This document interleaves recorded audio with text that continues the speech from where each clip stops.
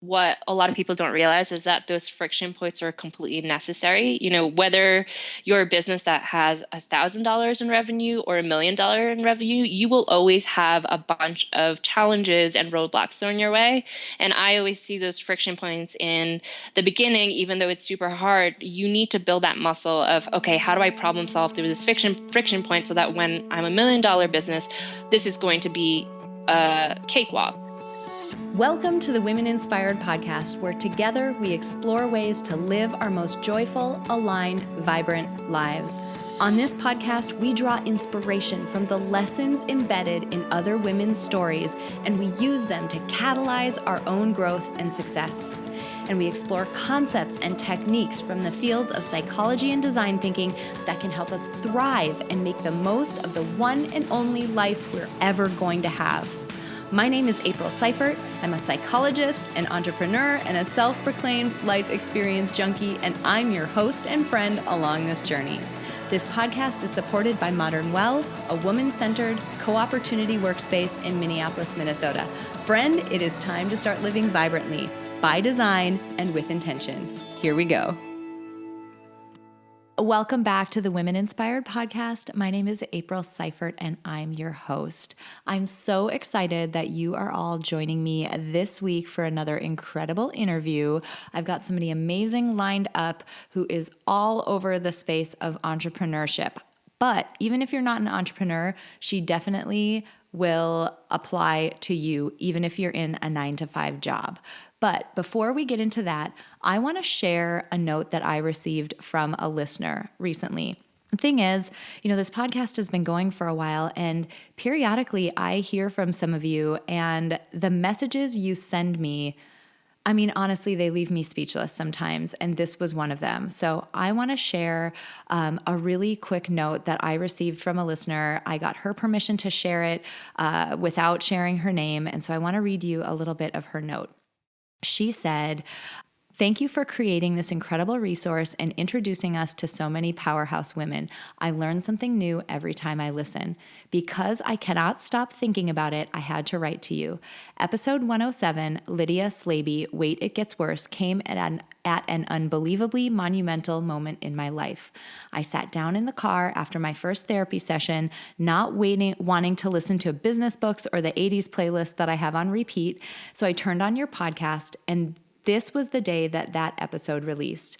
I stopped the car in the parking lot because I swear you both had been sitting in my therapy session. I listened, nodded, cried, and talked back the whole way home, and when I finally got to my driveway, I ordered Lydia's book. This woman, this story, I have never felt like someone understood what was in my head more than what she had written. Last year, I had a rare diagnosis that led me to an experimental procedure that the doctors didn't know if I was going to wake up from. But if I didn't have the surgery, my days were numbered. The day episode 107 dropped and I was making my first steps to healing mentally from that trauma, I got word that I'm going in for scans to see if my thyroid cancer has returned. Although our story details are different, the thought process, the trauma, and the upheaval are similar, and I thank you for introducing me to her. Episode 107 made me feel like I wasn't alone, and Lydia's book is the confirmation that my brain needed in order to start listening to my heart and body that I'm supposed to do something more for this world. It's funny when you are open and still, the world gives you gifts with information and guidance that you never knew you needed." I want to thank you so much for sending that letter, for being so open about your own story, and also for giving me permission to share it in this introduction so that all of us can see this incredible community that we're cultivating. I can't tell you how many times I hear from people and how meaningful those messages are. So to everyone who's getting something out of this podcast, I'm so grateful to you for listening. And I'm so glad that I can bring you, people and content who are helping you live your best life and move forward, regardless of whatever situation you're in. So I'm so grateful to be here and to have this opportunity. All right, so let's talk about this week's interview. This week, you are going to meet the amazing Sophia Sunwoo. Sophia is a Forbes 30 under 30 honoree, and she has been building startup companies since the age of 19. So we're going to hear about her very first startup company that she began when she was 19 years old and ultimately sold. She brings in an assorted background in design thinking, which is so close to my heart, international development, and business management, and she loves to challenge norms and push boundaries. She's currently in her day-to-day at her new consultancy, which is Ascent Strategy, where she helps startups stop DIY startup building and actually create polished businesses that can scale and that can last. So in her interview, we're going to talk a lot about entrepreneurship, but I encourage you, even if you are in a 9-to-5 job, there are elements of this, particularly our discussion around fear and risk-taking and identity and the psychological components of becoming an entrepreneur that are important and relevant even if you don't ever leave your 9-to-5 job. So I'm so thrilled to be able to welcome Sophia to this week's episode of the podcast. Sophia, I'm so excited that you are joining us for this episode of the podcast. Thanks for being here. Yeah, thank you for having me, April. I'm excited to get chatting. I think this is going to be a really fun interview for folks who are listening to this who have ever flirted with the idea of becoming an entrepreneur, or maybe you have a side hustle, or maybe you are an entrepreneur right now. Anyone who's ever sort of had that inkling, this is going to be a really great interview for you. So I'm really excited about that. As we get started, can you help my audience get to know you a little bit? Just give us a little background on you and where you came from and how you came to be doing the work you're doing today. Sure. So I've been in entrepreneurship my whole life. So I started my first company when I was 19. It was a clothing company that my college roommate and I founded. We were just a couple of bored college kids that loved going to rock concerts when we were younger. And we found that one huge problem with the rock concert scene is that they sell a lot of t-shirts for men that are not form-fitting and they look terrible on women. So we wanted to create clothing that looked great on women so that, women that go to these concerts could kind of, express their love for music and things like that, but not look terrible in it. So we started that company, and we had no idea what we were doing, but I think that because we just kind of hit a really important pain point, accidentally got successful. We ended up in about 200 retailers worldwide, had a couple of celebrities wear it. It was super exciting. But, after a few years, my co-founder and I realized that, we were so young and still figuring out what we wanted to do career-wise and work-wise, and decided to sell the company and kind of move forward from there. So that was really important lesson and kind of like my venture into entrepreneurship. Continued on and finished college after that. And while I was in school, I was learning like design thinking and kind of dabbled in human-centered design, and really loved the intersection of international development and how can we use business and design thinking to kind of solve these big world problems. And that was where, after learning about that and kind of really diving deep into it, like maybe a year or two after that, I met my co-founder and we started a clean water organization. And yeah, that has been going on for about 7 years. And, for me, at least, like doing anything for 7 years, I'm ready to move on. It's kind of in my personality that I love to keep busy and to keep growing my brain in different directions. So I tend not to stay too long in one arena. So that's kind of what led me to founding my company, Ascent Strategy, and working with entrepreneurs and helping their business. I realized that, throughout my years in entrepreneurship, that the arena that I loved sticking in and working on was this phase of building something from scratch. And I kind of just wanted to live in that space. So hence the birth of Ascent Strategy and why that came about. I feel like I am on the line with a very, very kindred spirit right now for so many reasons. Your point about staying with something for 7 years and having that be a really long time, that's totally me. It's really Yeah. funny. I like going into things when it's a white sheet of paper or it's really murky or really Hmm. hard, and I like fixing it and I like making it work well or building it or getting it to a point where it's like churning really smoothly, and then I'm just not interested Yeah, anymore. exactly. It's crazy. You okay? So there are like 10 things that I want to ask you, given what you just said. But one that I would be crazy if I didn't hit on was I want to go back to the 19-year-old you who started your first company, and you mentioned you didn't know what you were doing. And what's interesting about that is that a lot of that stops a lot of people. They say, you know what? When I look at other people in business, it seems like they know a lot or they have a ton of background or a ton of experience. I don't have that, so I shouldn't, like, I probably can't do what they're doing.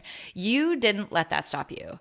How is it that you were able to move past that? And do you have sort of thoughts or advice for people who that might be the thing that's holding them back? Yeah, that's a great question. So I think that the reason why I kind of had that fearlessness was a result of being a bit naive. And also, before I went to college, when I was in high school, I was constantly daydreaming in high school and couldn't wait till the day I got out of high school and could do everything that my brain was thinking about. So I think that I had a lot of stored energy of, oh my goodness, I'm finally out in the real world. I can do anything I want. What is it that I'm going to do? So it was kind of that like frenetic energy that really Mm. helped with, you know what, like even if I fail, I'm allowed to do that because I've spent so many years kind of trapped in high school and not being able to do what I want and people telling me what to do. So I think there's like an excitement there that really helped me. I think the second thing was my parents were entrepreneurs, and seeing that them fail a couple of times, I think that it definitely diluted the scariness of failing for me. Because I was able to see them throughout like their 15 plus year entrepreneur career where they failed, but by the end of when they failed, they were able to start again, start anew, and be even more successful than they ever were. So I think the ability to kind of see that timeline and the fact that entrepreneurship isn't just a 1 year, 2 year thing, it's literally decades long thing that can happen. And at the end of it, you can really end up being truly successful. I think that really impacted my view of entrepreneurship in a really positive way, that this was a long game. And I couldn't stop myself. There was no reason for me to stop myself just because of a short-sighted vision of I have to get this done within the next 2 years and be super successful and things like that. So I guess there was a sense of patience and understanding of the pacing of things that really allowed me to be more open and not be so scared about how things were going to end up. And, of course, there's a lot of privilege in all of this where, I was a college kid, so I didn't have rent to pay, all of that stuff. So I didn't have that financial pressure, which was definitely a huge blessing. Now that I'm in my third venture and I completely have been on the other side of it where the financial pressure is so debilitating. So yeah, the fact that I was 19, didn't have that financial pressure definitely helped a lot. We're like really going down a rabbit hole, but this is so valuable and I'm so excited. I'm over here like feverishly writing. One of the things that you mentioned was this notion of failure. And that's another thing that stops people because sometimes, we take on a new thing and when it doesn't feel congruent with our identity just yet, when it's brand new and it's like outside of our comfort zone, it's psychologically like it's our human nature to be almost searching for a reason to not keep going because it doesn't feel good to be outside of your comfort zone. And those first stumbles or failures or whatever you want to call them, that's what people point at. They're like, oh, shoot, you know what? I started this thing, this bad thing happened, or I didn't succeed in the way that I thought I was going to. I must not be cut out for this. I can stop now. I tried it. I can stop. But people don't realize, and there's depth to this statement that I'm about to say. I don't mean it to be surface level. 100% of people who have wildly successful businesses failed over and over and over again. They decided that it didn't mean anything about them. It's just part of the process.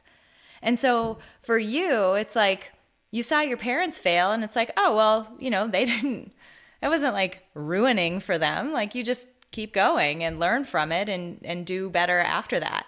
So I just had to make that comment because so many people use those friction points or barriers or stumbling blocks or failures as a reason to stop because it's so easy to go back to your comfort zone. But it's a total cop-out because if you have that drive and you have that goal, you move forward in spite of those because they happen to everyone. Yeah, you're completely right. And I think that what a lot of people don't realize is that those friction points are completely necessary. Whether you're a business that has $1,000 in revenue or $1 million in revenue, you will always have a bunch of challenges and roadblocks thrown your way. And I always see those friction points in the beginning, even though it's super hard, you need to build that muscle of, okay, how do I problem solve through this friction point so that when I'm a $1 million business, this is going to be a cakewalk.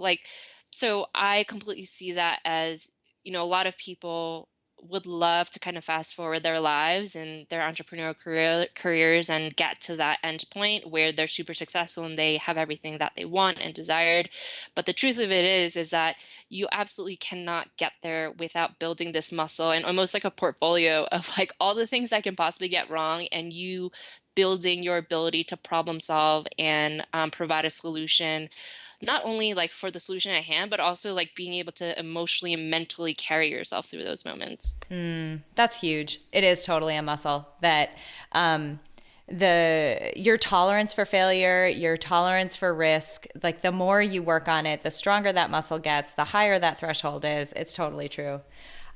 The other thing that you mentioned is that you mentioned being a college kid, right? You started your first company when you were 19, and you mentioned being a college kid as an asset, right? Like I was 19, I didn't have to pay rent, so I didn't have that financial trouble. Most people in that position would not have looked at that as an asset. They would have said, I can't do this. I'm only 19. Like I'm a kid. I can't do this. I'm too young. People will look at whatever, and the flip side of that too. I'm too old. Like my time has passed. I feel like we search for, like what I love about what you've done about 6 times already is you've taken something that normally people would look at and say, this is it. Like this is limiting. I can't go any further because of this. And you've shown over and over in the 5 seconds that we've been talking that it's a mindset thing. Like, no, being 19 is not a reason why you can't do it. It's actually something that you have, it's a benefit because you're not having to pay rent. So people who say like, I don't have connections or I don't have money or I don't whatever, there is a benefit, there is an advantage that you have.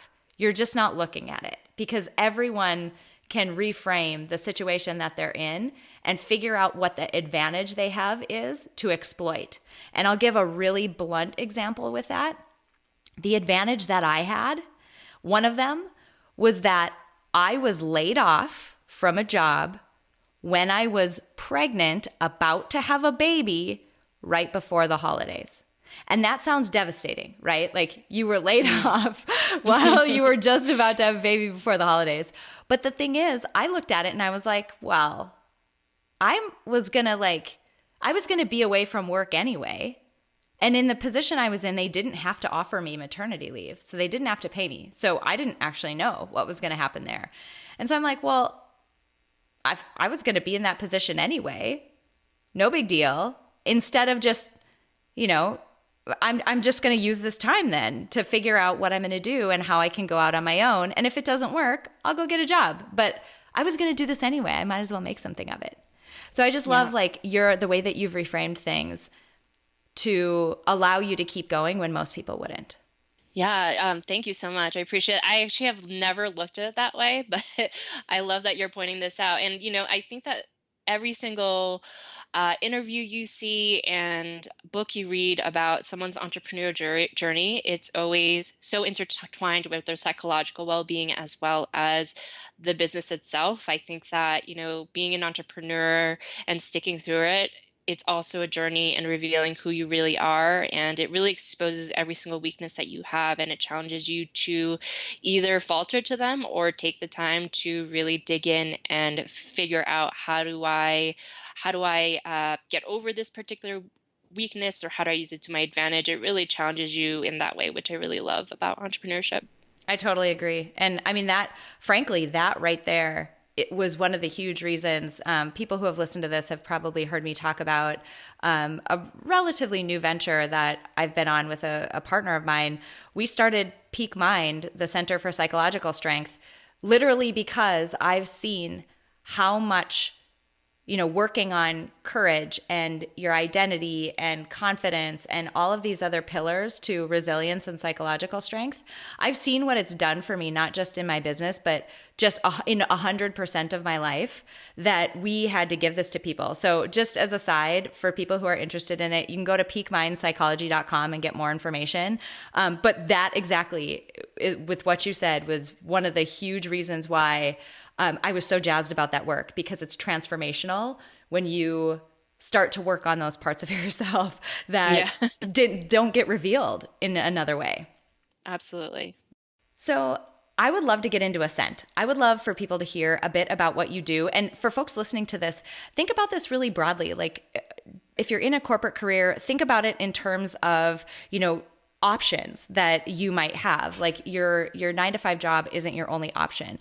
Side hustle people, think about it in terms of that. Or entrepreneurs, obviously it's very applicable for you as well. So I'd love it if you could just give us an overview of what you do. Sure. So when I started Ascend Strategy, it was coming from a place of, I've had the privilege throughout my life to be able to build these businesses and have, at the time I lived in New York City, so I had access to all of these colleagues and networks where entrepreneurial education was very accessible to me. But, as my career went on, and I moved to Colorado, and just talking to more people about entrepreneurship, I just realized the more people I spoke to that wanted to start a side hustle or start a new business, there was really a knowledge gap where, even though there's so many resources out there on starting a business, that's not all of it. Like, there's a second component of, sure, I can read every single book and article about entrepreneurship, but every single person is different. And kind of what you were saying before, everyone comes with their different psychological war zones, and kind of figuring out, like, how do I build a business with my current resources and have the support of someone that's been there before, so that I can receive accelerated knowledge on how to build a business without, like, having to do everything myself, where I'm reading all the books by myself and all of that. And a lot of that gets a bit clinical, where you don't really know where your business fits within all that information. So I really wanted to kind of address this knowledge gap of, okay, there's plenty of resources out there, but I want to make sure that the people that are serious about starting a business receive the support and information that they need to start a business in their current space, and the particular, mission that they're addressing, and build it in collaboration with someone that's been there before. And, the benefit of that is that you're not kind of treading water year after year, just using kind of like encyclopedia of resources, but not targeting it according to your specific situation. So that was why I started Ascend Strategy. And the way I work with people, like the modes I work with people is, whether they're looking to get investors for their business, I'll work with entrepreneurs on their business plan and pitch deck. Or if it's something a bit more hands-on, where the entrepreneur is looking to build their business from scratch, but they really want to get a crash course. I was like, I want to start a business and I want to build it the correct way.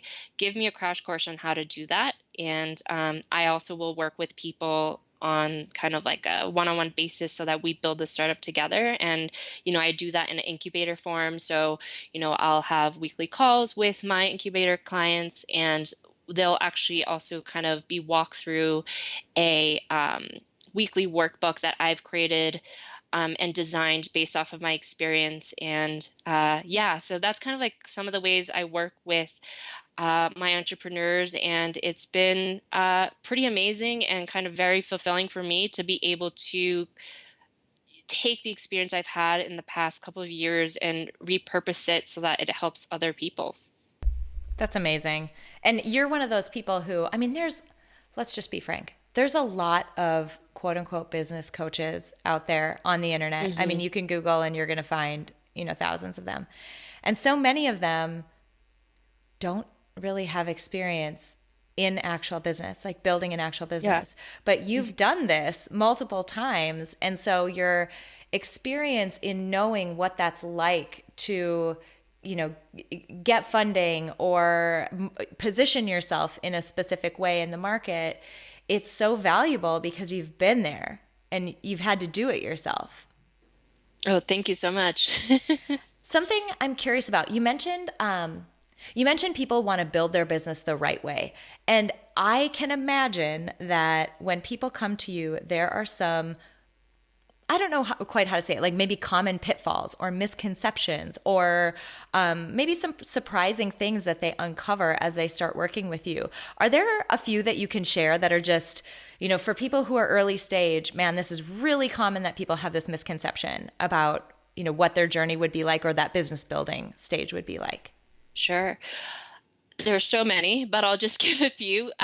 So I think the most common thing is when someone, for example, comes from the corporate world or they've, had a career as a social media manager, let's say, uh, when they start building a business, they kind of use that career or position that they've had for the past few years.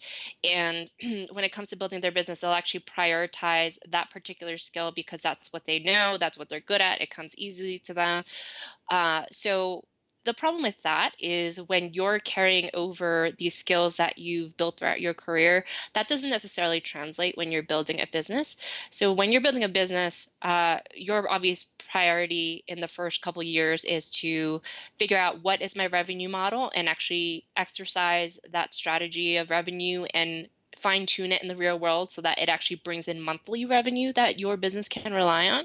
So if that's kind of the goal, your priority should be sales, um, and doing every single thing directly related to sales. Everything else is not your priority in the first couple of years.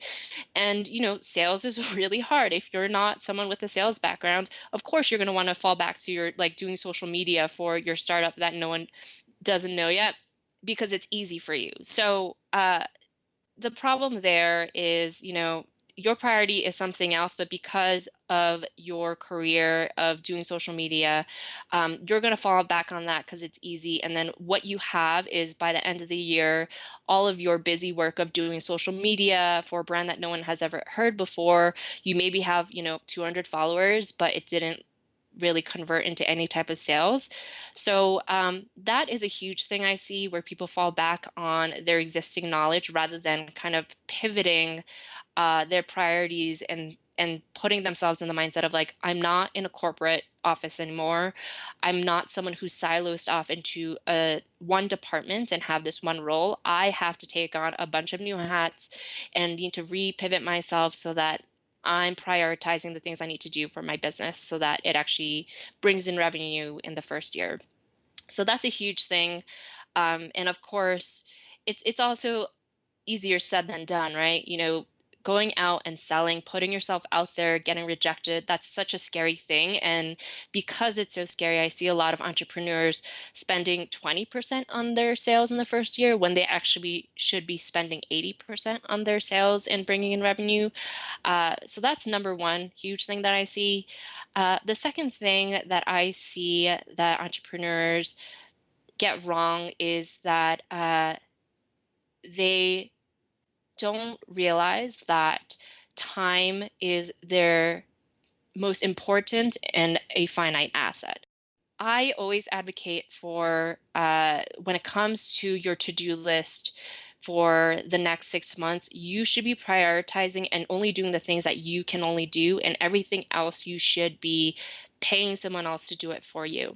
And, entrepreneurs who are bootstrapping say, oh, but I can't do that. I don't have much money coming in, things like that. But the truth of the matter is, if you do the math, if you are the architect that is building your startup, you, in actuality, if I were to convert that into numbers, let's say you, as the architect of a business, you should be charging $200 an hour for your time. So if, as the architect, you're doing administrative work like doing bookkeeping and putting out social media posts, that's not a 200 per hour task.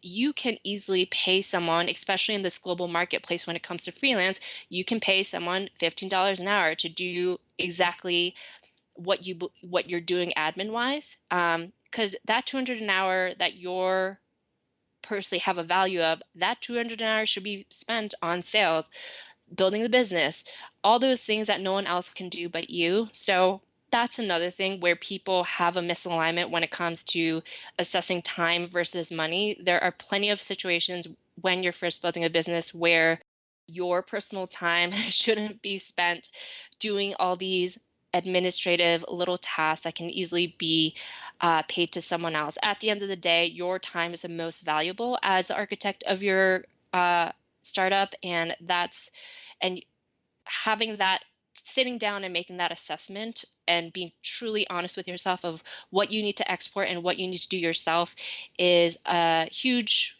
misstep that I see with a lot of entrepreneurs. I can totally see myself in both of those at various stages, and a lot of the folks that I intersect with just as I network and meet other entrepreneurs out there. You can totally see that. And on this concept of sales, something that I would love to get you to dive a little bit deeper there.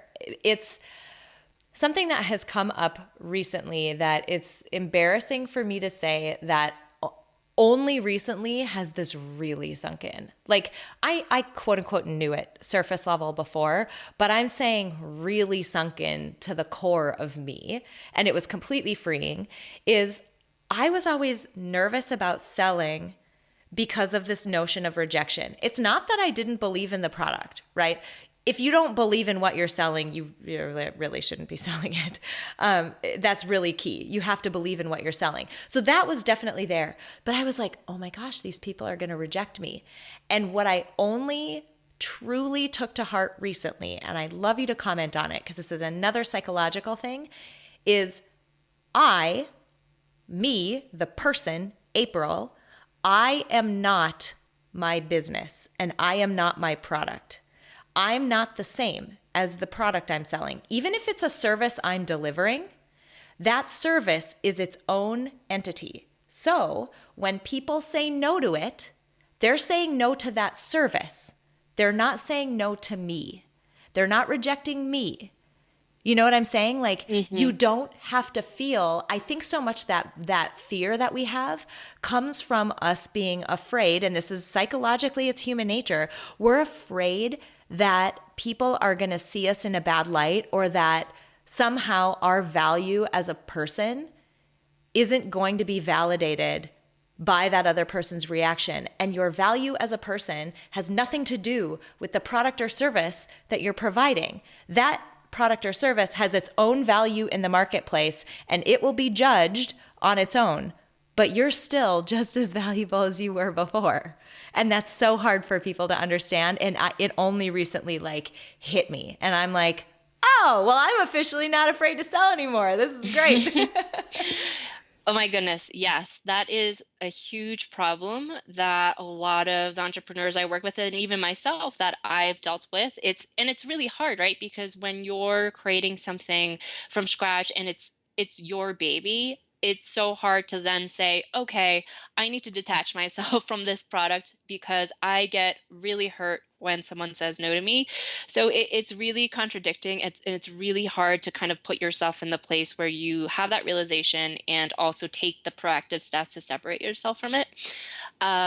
My coach, who has taught me so much, she rephrases this in a really great way where, I was talking to her about this exact challenge, and she said, look, like, you're looking at this from the way of rejection and loss. How about if you repositioned your thinking and thought of it from the perspective of, wow, like, I'm in this position of where I want to serve people. I want to help people. I want to help as many people as possible.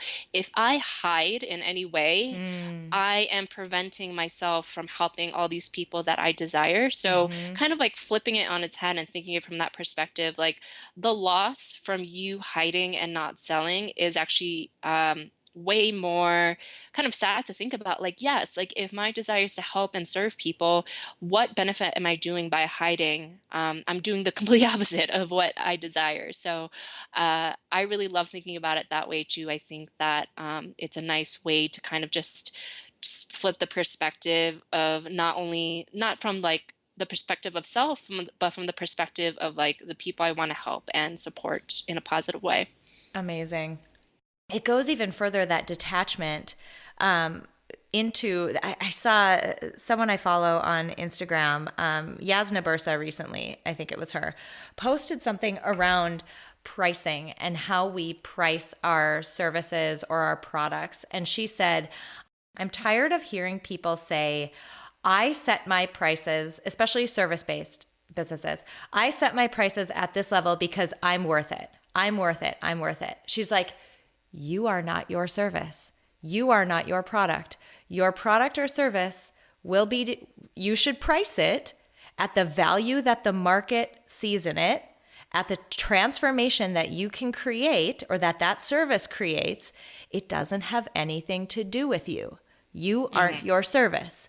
And so, again, if somebody isn't willing to pay whatever it is that you price your service at or your product at, that just means you might need an adjustment in pricing. That does not mean that you are less valuable as a person. You should not be tying those two things together. But psychologically, entrepreneurship is messed up, especially in the beginning. Like, you're undoing a lot of training, say, that we've gotten throughout our lives. It's tough to undo that. Yeah, I mean, I love that you said that because it kind of brings to a head that just like kind of what you were saying before, like, there's a lot of business coaches out there that aren't as experienced and they're selling this service. And when it comes to conversations about money, that conversation is actually incredibly convoluted, where it's not just a layered, like a one dimensional thing where, like, yes, like, charge what you're worth, but beyond that there's like five other layers to it that need to be added to that conversation when it comes to talking about pricing and charging for a service based product.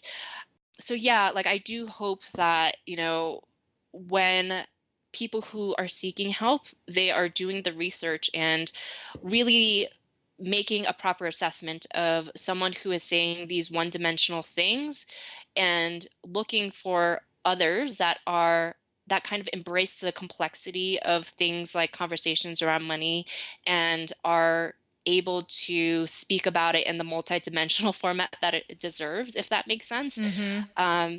So yeah, absolutely. I completely agree with that. And it just kind of points the problem of building a business and getting into the nitty gritty of pricing and all that stuff. It's not a one-dimensional conversation. It's so convoluted. And in order to give the credit that these conversations deserve, you really need to look to resources that embrace that complexity and are able to like really articulate it and have a conversation about it and provide kind of resources and advice in alignment with that. Love it. I want to switch gears a little bit. Before we hopped on to record, we had a really interesting conversation about the changing landscape of people who are in 9-to-5 traditional corporate jobs.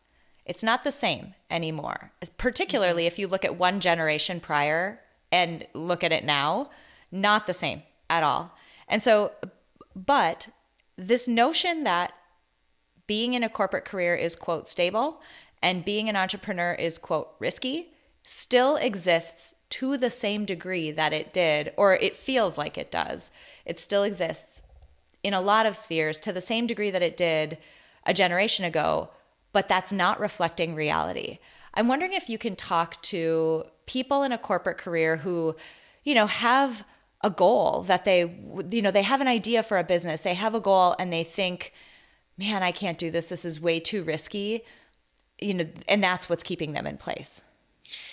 Yeah, I completely agree as far as this misconception of the risk involved with entrepreneurship. I think that, for me, I've definitely been in a phase of my life in the past where I've contemplated, should I stay in entrepreneurship or should I look for a full-time role somewhere? And I think, so for me, the realization that I had was that beyond the current moment that I was in at the time, if I were to fast forward my life 40, 50 years from now, there is something very, very relieving and very satisfying in your personal ability to bring in money no matter what.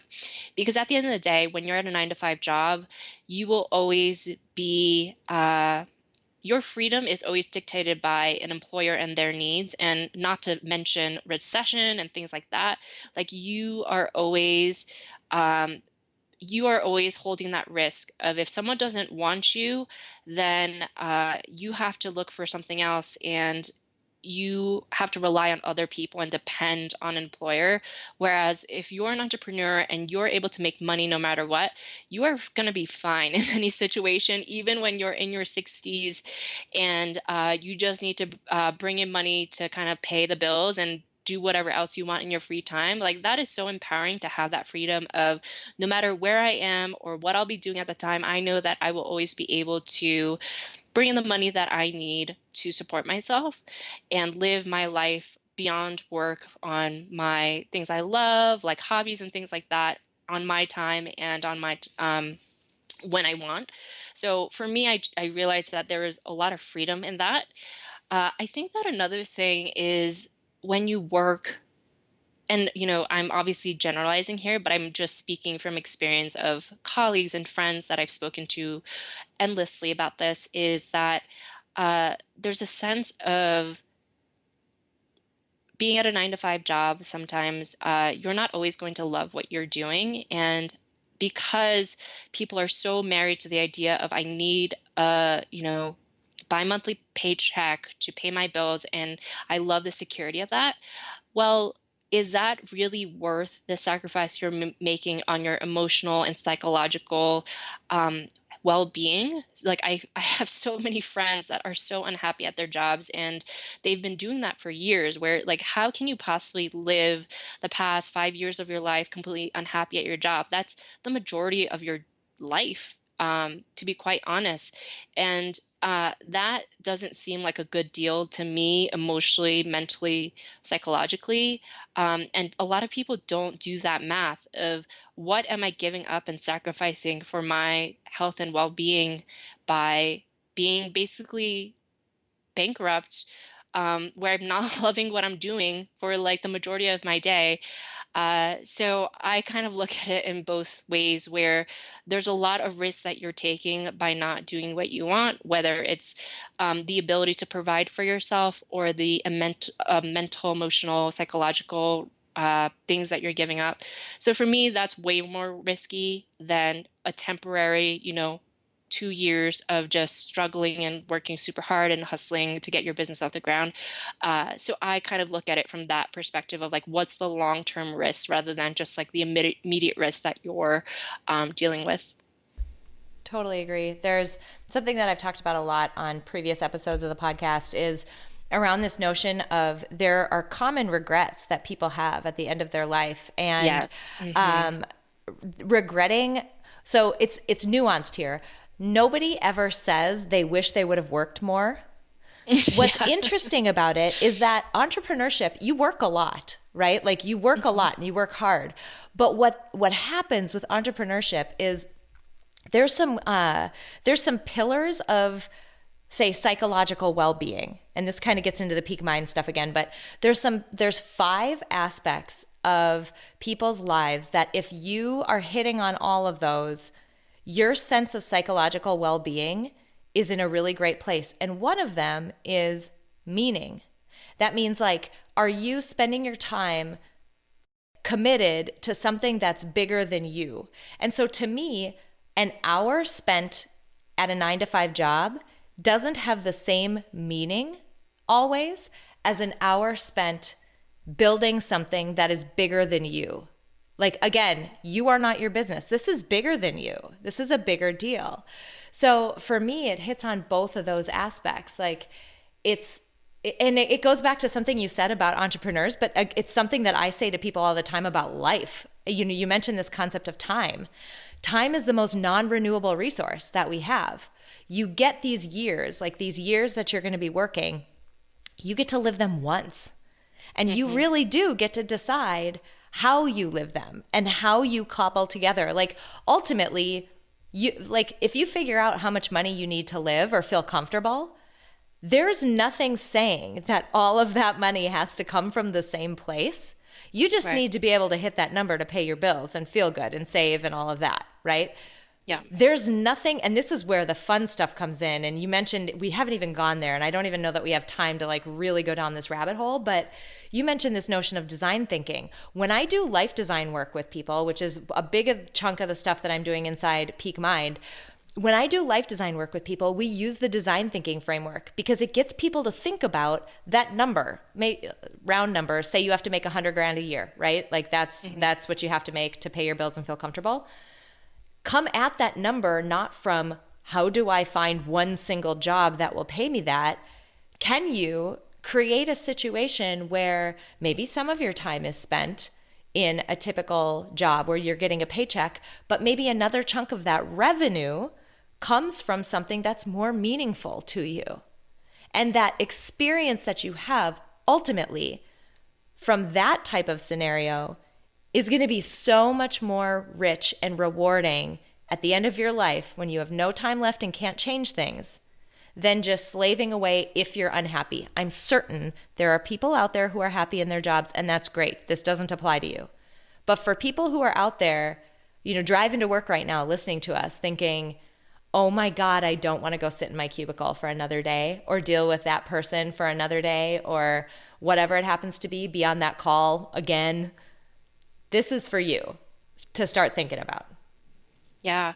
And I love all that. And one thing I quickly wanted to mention, I don't want anyone to go away from this episode thinking that entrepreneurship is like super, super time consuming, things like that. Because I think that, you know, one thing I've also realized in the past year is that, yes, like like building something from scratch requires a lot of work, but entrepreneurship at its core, the beautiful thing about it is that you can build a business around you and what you desire. So one thing that has been really resonating for me this year is building a business where you don't have to work that much, and entrepreneurs are completely capable of doing that. So for example, like I just came back from taking 3 weeks off and taking vacation for all those 3 weeks, and I built my business to accommodate that. So there's like that component as well, where, you know, there's a huge myth that being an entrepreneur is just like constantly working long hours and things like that. But if your goal is to not have a business where your life revolves around it, that's totally fine. And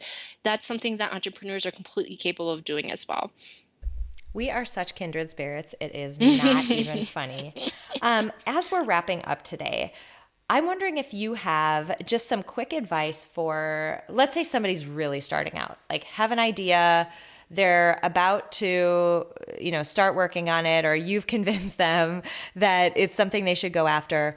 What are the first few bits of advice that you would give that person to get them started off on the right foot? Oh, yeah, that's a great question. I think the first thing is don't go about it alone. You know, in my whole journey of being an entrepreneur, I think the only times I truly felt like I was thriving and going in the right direction were the moments where I opened myself up to getting outside help. So that's a huge thing. And kind of going back to everything that we talked about in this episode about how entrepreneurship is such a psychological journey as well. And because of that, I think it's completely necessary to kind of have a second hand who's there for you and is able to speak with you through that, whether it's a friend or a coach or a therapist, like whatever it is. I found that that's completely necessary because there's a lot of blind spots that all of us have. And in order to be an incredible entrepreneur, you need to be willing to confront those blind spots and overcome them. And it's really, really hard to have that ability just by yourself. So having that outside person is super important, in my opinion. The second thing is just being open and honest with yourself. I think that a lot of the times we create our own roadblocks and challenges when in actuality, there's a really easy answer as long as you let go of some preconception you have, of a story that you've held on to your whole life, or what society has told you is correct or not correct. So just being super open and honest throughout your entrepreneurial journey will actually change a lot of things for you. And at the end of the day, when I work with my clients, if I dig into kind of the seed of every single problem they have, it has a lot to do with these two simple concepts of being honest with themselves and open to change and constructive criticism. So I would say those three things in very simple form are like just focus on that, and you will find a lot of new opportunities and progression and evolution on your journey. Amazing. As we're wrapping up, where can people find you if they are interested in learning more, working with you, any of that? Yeah, so my website is ascent-strategy.com, and you'll actually on there find a bunch of free resources and my blog, which I blog every single week about topics like we talked about in this episode. So that's where you can find me. I love it. Sophia, this has been just wonderful to have you on. I've said it twice already, but I feel like we're very kindred spirits, both in our approach to thinking about business and how it's shaped us as people, and then also how that fits into our broader lives and the importance of it. So this has been just amazing, and I'm so thrilled that you took the time to come hang out with us for an hour and lend your wisdom. Thanks for being here. Thank you so much. Thank you for having me. Okay, friends, I really hope you enjoyed that interview with the amazing Sophia Sunwoo. I had such a great time talking to her because truly, we are just kindred spirits. There is so much about her and the approach that she takes to her work that aligns so beautifully with everything that, we're doing here at Women Inspired and the work that I'm doing with Peak Mind. It is just awesome. So it was so much fun. I seriously could have talked to her for like another hour, but I will spare you all that. I want to dive into a few things as usual. She said something amazing. She said a lot of things that were amazing, but one thing that was incredible that she talked about was starting her first business. She said that what benefited her is that she was a little bit naive and fearless at the beginning. Naive meaning she didn't actually know what she was getting into, so it didn't seem that scary to worry about it to get started. I can't tell you how many times I've heard that exact thing from so many women who have built incredibly big companies, have been incredibly successful. They credit their ability to move forward and to get started. They credit that ability to just being a little naive. So I bring that up because so many times when we're going to start something new, people think that they have to know everything in the beginning. Like they have to dive in and they have to know exactly what to do and know exactly which steps to take. That is so not the case. And in fact, I've heard this, same sentence be repeated over and over from so many women. I was just naive. I didn't know what I was getting into. I've heard that be phrased as an asset so many times that I would in fact encourage you not to get too far in before you at least take a few steps in the direction of whatever goal you have. Do not get paralyzed by feeling like you need to know everything when in fact, sometimes having that information will be so overwhelming and the thing that leads you to not move forward. You think you can't move forward without it, but ultimately when you get it, that's what leads you to not move forward. So embrace the fact that you're a little bit naive in the beginning and just move forward anyway, because once you get down that path a little bit, momentum starts to pick up and it's incredible what you can do when you're in that state. Second, I loved the discussion that we had around failure being a necessity, because I keep going back to Peak Mind, but there were so many places that were so relevant. We called Peak Mind the Center for Psychological Strength on purpose. In the same way that you go to the gym and you work out and you build your physical strength, there are things that you can do repeatedly, failure being one of them, that will build that muscle psychologically in you. It is 100% possible to intentionally change how your mind works and make it into this rock solid, strong asset that works in your favor.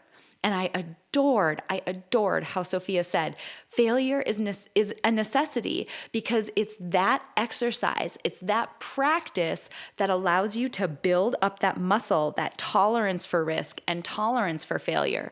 Because ultimately, we had that great conversation about how, so many people look at those failures along the way. They use them as a sign that, oh, I'm not cut out for this. I can safely and happily go back to my comfort zone now because obviously this failure has happened and that means I can abandon this big scary path that I'm on. No, don't do that. I'm not giving you permission for that. Oh my gosh, it is inevitable that you're absolutely going to fail along the road to achieving something that is massive and outside of your comfort zone. You can't not fail. Everybody does it. It just happens. It's just inevitable. But it's what you do in that moment. That failure has nothing to do with you. Learn from it. Move on. Do better next time. Go again. Go again. Go again. So I loved that we had that conversation around building that muscle because it just made me smile. Like that is literally the conversation that Ashley and I had when we were trying to decide what to name Peak Mind. We're like, it's strength. It's a muscle. You can build it. You just need to intentionally work on it. I'm like, yes. And that was exactly what Sophia said. So I just had to smile. And then the last thing that I want to talk about is this notion of designing your own career. There is not one path that people should take or can take. Or even more than that, it's not like there's two paths. You're either in your 9-to-5 job or you're all in as an entrepreneur in one business. There absolutely does not have to be just two paths. I would urge you to think really broadly and borrow something from the design framework. It's this amazingly powerful question called, how might we? So think about it. Like, I want to be able to make $100,000 a year, but I don't want to have to work nights and weekends. And I want to be able to have some of that be more meaningful work that fills me up a bit more, when I'm at my job and I'm spending those hours. How might you accomplish that? Now, I say this is a powerful sentence because the word how immediately positions it as you are looking for a solution. How am I going to get this done? This is a solution-based question. But the word might is a giant permission slip to experiment and explore all options. It's a might. You're not saying you have to do it. You're not saying this is the answer. You're just saying it might work. You might do it. And that permission slip allows your mind to open up a little bit more.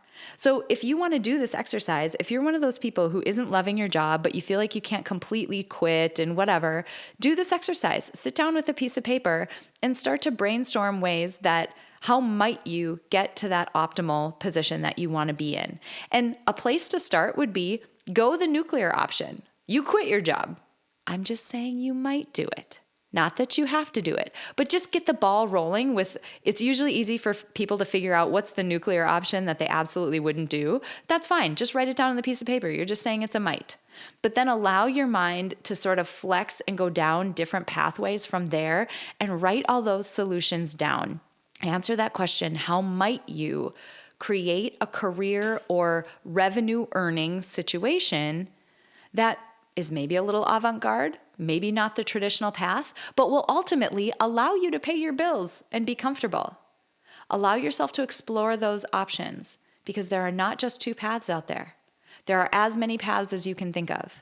And it's worth it to the discussion that Sophia and I had and the number of times that I've said it over and over on this podcast. At the end of their lives, so many people regret working too much. They regret not letting themselves be happy. At that point, your time is up. You don't have the opportunity to go back and fix it. So what would those people do with the day that you have today? What would those people do to be in the position that you're in today? To be able to make a different decision? To be able to intentionally create something that works better for them? Because we're all ultimately going to be in that position. And I encourage you to take full advantage of the opportunity that you've been given to create your own life. You can totally do it. I'm here to help. Send me a message. I'll tell you how. All right, friends, it has been amazing chit-chatting with you this week, and I hope you have an incredible rest of your week. There are amazing women coming up. I'm just thrilled every single week that I get to sit down with these incredible people, and I love that I get to connect with you in this way. So please keep the messages coming. iTunes reviews, I adore them. Keep them coming. You have no idea how much it means to know that I have your guys' support. So thanks for being on this journey with me. I'll chat with you next week. Before we close out today, I want to say thank you to my producer, Cameron Hill, and to my incredible sponsor, Modern Well. If you want to learn more about how you can reach your goals in a one-of-a-kind work-life community, visit www.modernwell.co. If you enjoyed this episode, please share it with someone else who might benefit from this inspiring message. And if you have a moment, click the link in the episode description to leave me a rating and a review on iTunes. It would mean so much to me. Finally, I want to remind you that it is absolutely possible to live a happy, fulfilling life, even in spite of all of the chaos and demands we all experience. Sign up at aprilseifert.com to gain access to tools that will help you do just that. I have carefully created and curated a set of tools that combine the powerful fields of psychology and design thinking to help you intentionally create a fulfilling, happy life you love. Thank you so much for joining me this week, and until next week, stay inspired.